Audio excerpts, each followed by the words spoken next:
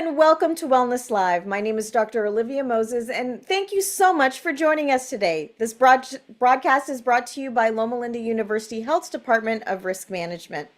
Well, we want to thank you again for joining us for this important topic. Now, a lot of you may be employees either of Loma Linda University Health or another employer.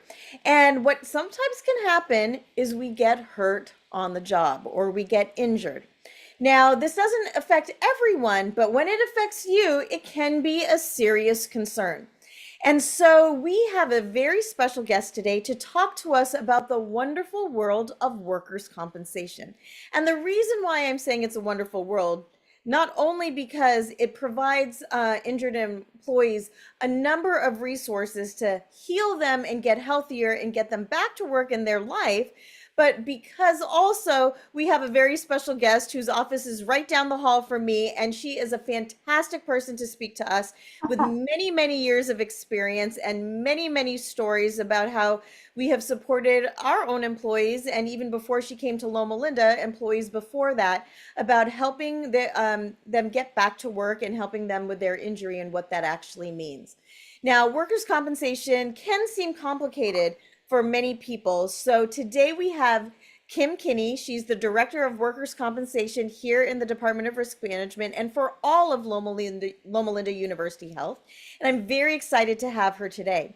If you have a question for Kim, feel free to print that out or to type that out rather in the comments section, and we are happy to offer the question live to Kim right in this session.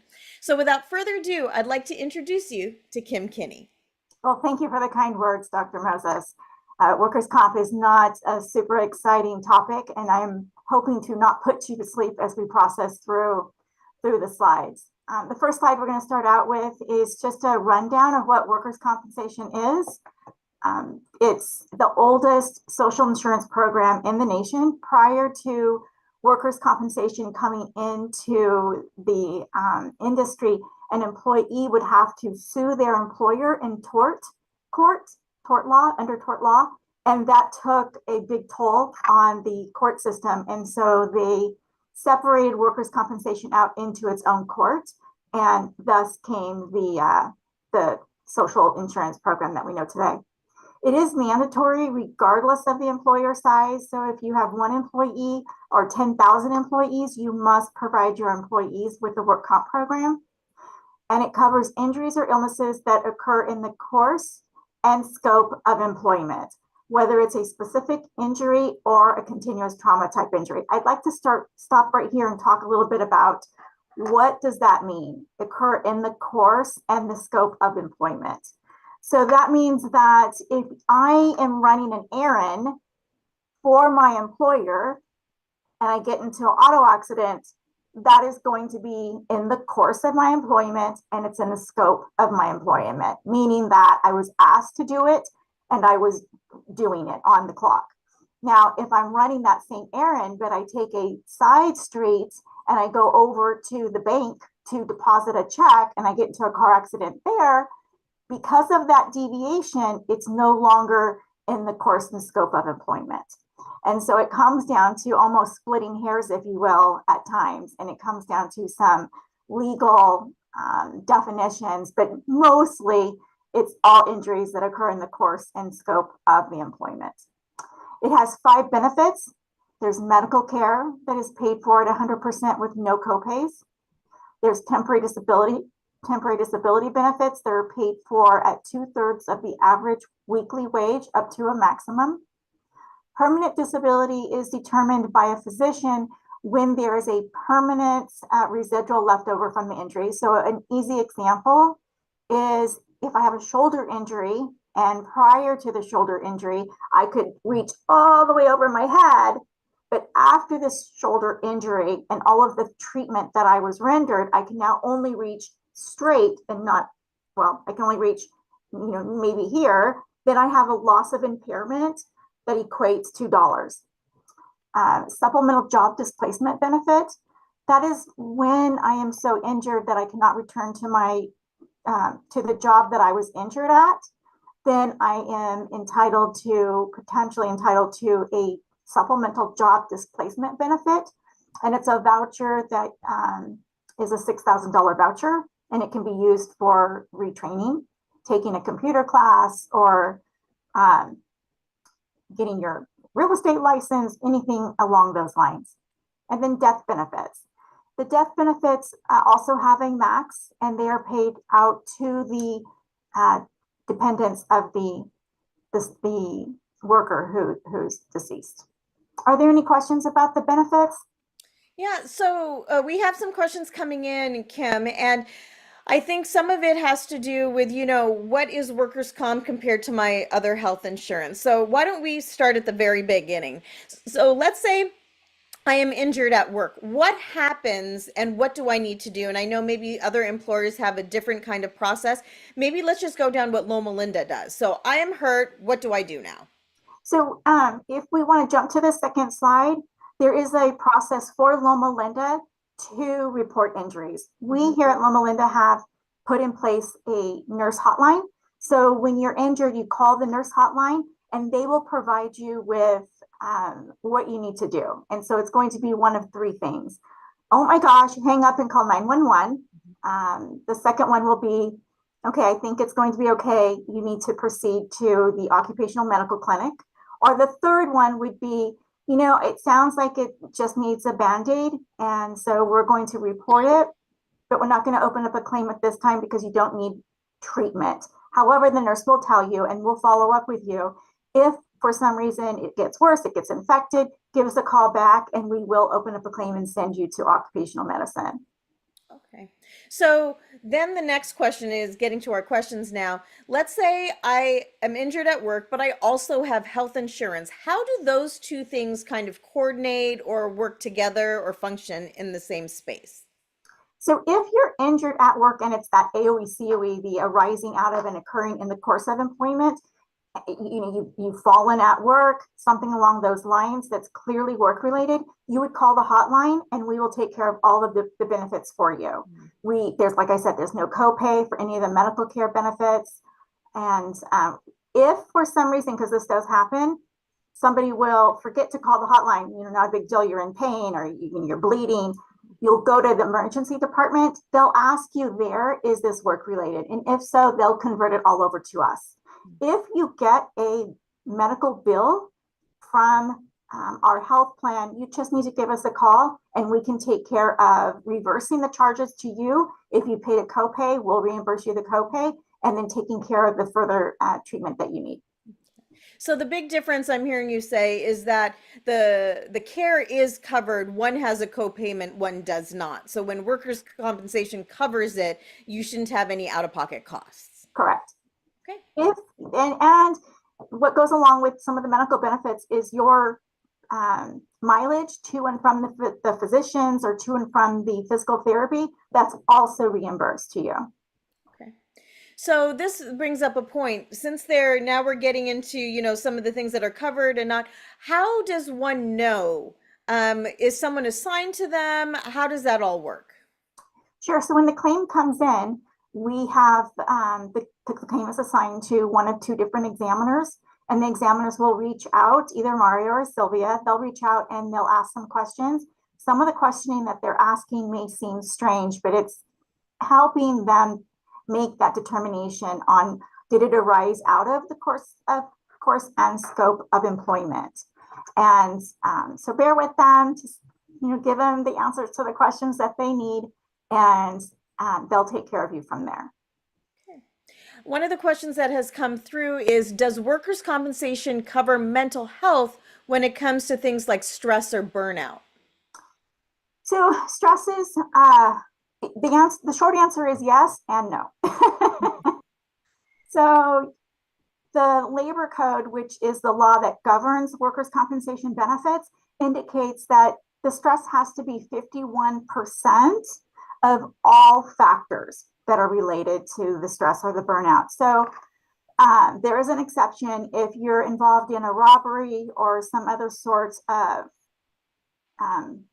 tragic event, you witness something, then that's going to be accepted right away. But when it comes to just everyday stress and burnout, it's a little bit deeper dive of an investigation to determine how much is coming from work and how much is coming from home life. And so it can be very invasive. It's great to let you know up front that a stress claim or a burnout claim without a significant event behind it is going to not feel well. And I apologize for that up front. We just have to do what's required of us to work through, does it meet the criteria of occurring in the course of employment and in the scope of employment, and does it rise to 51%, which is a challenge. And I assume, I know when people, end up in your office, they're at a, probably elevated state if they're injured or have, obviously some concerns, but also your staff or the workers' compensation industry has to do certain due diligence, and we just have to be patient about the whole process. So right. That makes sense. Yeah, I always tell people, I'm in workers' compensation. I don't have many friends. Well, you have more friends now that we're doing this, understand your process. So one of the other questions that we had was, once someone is in workers' compensation, what happens afterward? So after, as in their treatment is resolved? What does it mean that it's resolved? Okay, so once you file a workers' compensation claim and you proceed treatment with our ACMED clinic, they'll provide you with physical therapy, medications, diagnostic treatment, whatever it is that fits within the diagnosis that they've determined you have. And then at one point, you'll either be declared discharged and you're healthy and great and you're back to your full duties, or they'll tell us, you're declared maximum medically improved, MMI, but you either are going to need continued care in the future, although that future care is not going to make you better, it's just going to sustain you, and or there's some permanent disability like we talked about before, where I could go all the way over my head and now I can only go here. So then that has to be compensated. So that is like a discharge, with the exception that the doctor will provide us with the permanent disability and whether or not they need future medical care and whether or not they will be going back to their usual job that they were injured at the time, or maybe they need to have the supplemental job displacement voucher. Okay. So once that report comes in, and it usually takes about 14 days after your visit. So I know sometimes, you'll get discharged from the physician and then you call Mario or Sylvia and you're like, okay, what's happening now? It takes a little bit of time for that report to come in. So you'll get communication from them and they'll walk you through every process. So the last question in this segment is, what if I get injured and it's not super serious? So for example, I feel like it's minor and it hurts, and when is it appropriate to call the service line? That is a great question. And so I'm going to tell you, report the injury, call the hotline. Even if you don't need medical treatment, put it on the books, because that's going to save you some headache and us some headache down the road. So what that means is, I think my wrist is sprained. I'm not quite sure. I'm going to call it in. I'm going to give all the details, who was there, where it was, how bad my pain is. A nurse is going to consult with me and tell me, you need treatment or maybe you don't. And then we can go from there. We get a copy of that report. So if you later decide that you do need treatment, you call that nurse back up again and say, I reported an incident. I think I now need treatment. They'll convert it to a claim and we'll move on our merry way. When you don't report it right away, things happen, such as, was it witnessed? Who was that witness? It brings to light many other questions with regards to, how did that injury really happen? And did it occur in the course and scope of employment? So I always encourage everybody, report it right away. The other thing I will tell you is, one of the most serious cases we've ever had is a nurse who was involved in a takedown of a 5150 patient, a BMC patient. Mm-hmm. And He was injured in the takedown, but didn't report the injury and didn't report it for almost a month. What happened is about 2 or 3 weeks later, he went to his eye doctor because he had blurred vision. Well, it turned out that it was as a result of the being kicked in the head. And so that is one thing that I would really never want to see again in my lifetime. Had he reported the injury, the nurse would have said, I know you think you don't need treatment now. We're going to send you to ER anyway and get a CAT scan. And so those are the things that can prevent a very serious event down the road. So report the injury. Okay. So this runs into the category of better safe than sorry. Yes. Yes.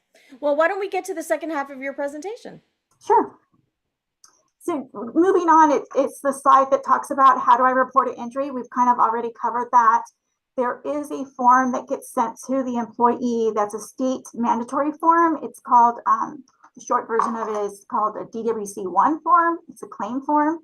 Once you fill it out online, it then will move over to your supervisor, and the supervisor will complete the rest of the form. I think we can go to the reporting an injury continued. So this one talks about where you're going to go. So if you're a main campus employee, you're going to go here to our OCMED or ER if your injury is severe enough that you need to seek ER treatment right away. If you're a Murrieta client, you're going to go to our Health Point facility because we don't have an OCMED clinic down there. So the next thing that will happen is you will be seen by a physician. The physician is going to provide you with a release to return to work, a release to return to work with restrictions, or they're going to deem that you're temporarily, totally unable to return. I think this is on the next slide. Take those to your leadership. They need to know what's happening with you. So this is the way you're going to explain to them what's happening. If you are released to work with restrictions, work with your leadership to find out what you can do to help the team, to help the unit continue to move forward with you there versus having you completely off work. If, however, your injury is so severe that you're not able to return to work with any work restrictions, then of course you're just going to be off work, and we'll start the temporary disability benefits for you. So the temporary work assignment is the next slide. When you are not able to return to work with the restrictions that you have in your home department, we will reach out to you. Trish is our temporary work assignment coordinator. Her name's Patricia Rizzo. She goes by Trish.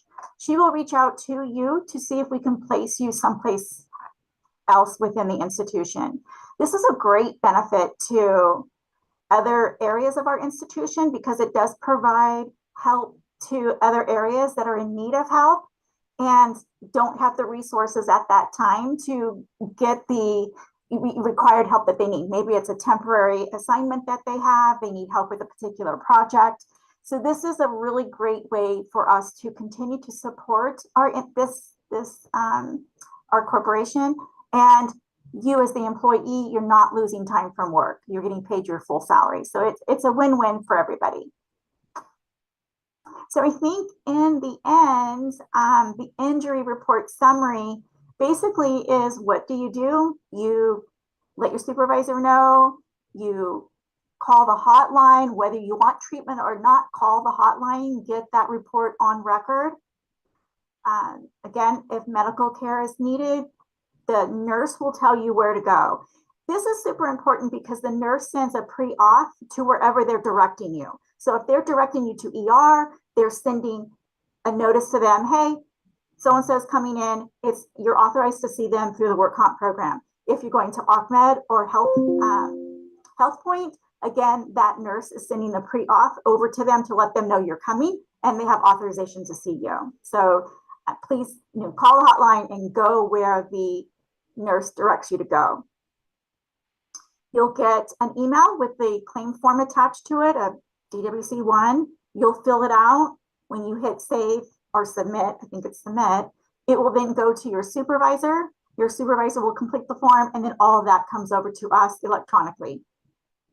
And then the last thing to remember is for employees who have temporary work restrictions, work with your departments, see if there's something you can do internally to continue to support your team. If not, Trish will be reaching out to you and see if she can place you someplace else within the organization that will provide meaningful relief to a different department who is desperately in need of help. So those are the things that workers' comp is all about. Okay, Like well, I said, not super exciting. super important though. So Kim, thank you so much. We do have some additional questions. So one of the things that you kind of mentioned, the first step, I get injured, I need to call the hotline. Can you talk a little bit about how important it is to keep your supervisor in the loop of what's going on? How should that communication go and how important that is? Sure. So that's like anything. You need to let your supervisor know I've been injured. They need to be able to, tell you, call them. Typically, they're the ones who give you the hotline information. So that's the start of it all. And then keeping your leadership team involved in your return to work status after every appointment, not just the first one, is very helpful to them to know whether or not they're going to place you on the schedule or they have to make different arrangements for somebody else to be brought in. So it's key in everything that we do as far as helping you to return to work or stay at work. We have a question about a denied claim. So I think this is an important thing to kind of mention. Let's say a workers' comp claim gets in and it gets denied. That does not mean, though, that employees have no services, does it? So can you talk about the denial piece of it? Sure. So read your denial. And the biggest thing that I would encourage you to do is read the denial. The letter comes out and a lot of people stop at the word denied. Continue reading the next sentence. That's like the most important sentence to read. Sometimes the denial is because we didn't get all the information we needed to make a determination. The workers' compensation system in California is highly regulated by the state. We undergo audits, and those audits have to do with, are we making correct decisions? And are we paying the benefits that are appropriate to be paid? So we're doing our highest diligence to ensure that we are providing the right benefits to the employee, but we also have to meet the timelines that the state gives us. So the state gives us 14 days from receipt of the claim to make a decision on whether or not we're going to pick it up. So within 14 days, we're going to tell you your claim's accepted, your claim is delayed. Typically, we don't do a denial right out of the gate at the 14th day, unless there's information that is submitted with the claim that tells us this clearly didn't happen within the course and scope of the employment. So my example of I ran an errand for my employer, but I swung by the bank or I swung by Starbucks and something happened at that location, that's not going to be covered. If we got that information at the same time the claim came in, we would issue a denial. After 14 days, when we say the claim is going to be delayed because we need more information, the state gives us 90 days to issue a final determination. So sometimes, particularly if it's like a continuous trauma type injury, we have to determine what else is going on in your world. Have you had a strain to your shoulder before? Have you had an incident that happened outside of work maybe? So we do an investigation. And if there are records that need to be received, typically that's when you will get a denial at the 90th day, but it will say your claim is denied because we didn't receive X, Y, and Z. Once we receive this information, we will reach out to you again. So that's one denial. I encourage you to stay in contact with your examiner who can help you walk through the reasons of the denial or what else is necessary to be received so the file is not denied. The other reasons why files are denied is, maybe it was determined that it just wasn't, it didn't occur in the course and scope of employment. Maybe the condition you have is not. So this is a good example. We had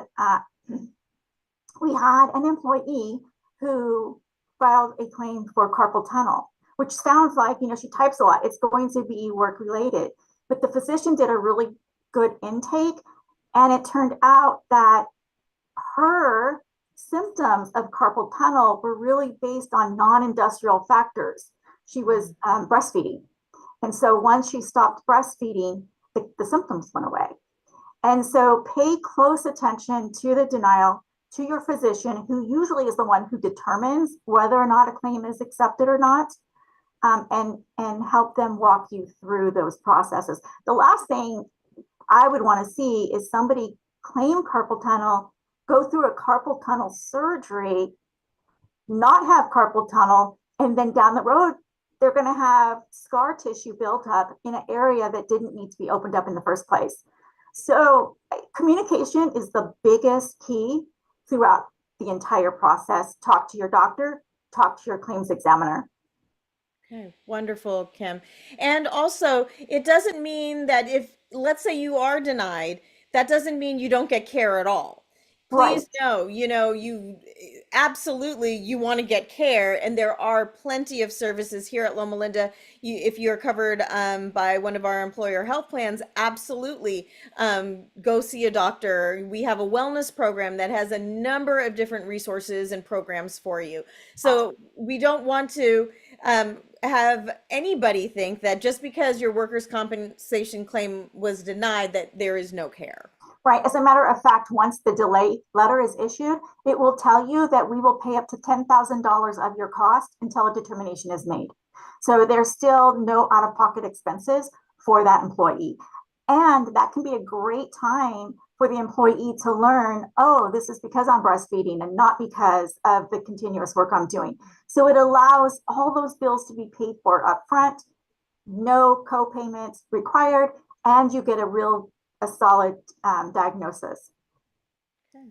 Well, Kim, thank you so much for walking us through the workers' compensation system and what is available to us as employees as we potentially may go through an injury during our employment here at Loma Linda. Super helpful. Thank you so much. You're welcome. And I want to thank all of you for joining us today. Please do not forget that Wellness Live happens every month, the last last Thursday of the month here, PST at noon. We want to thank you so much for joining us. And my name is Dr. Olivia Moses, and we'll see you next time.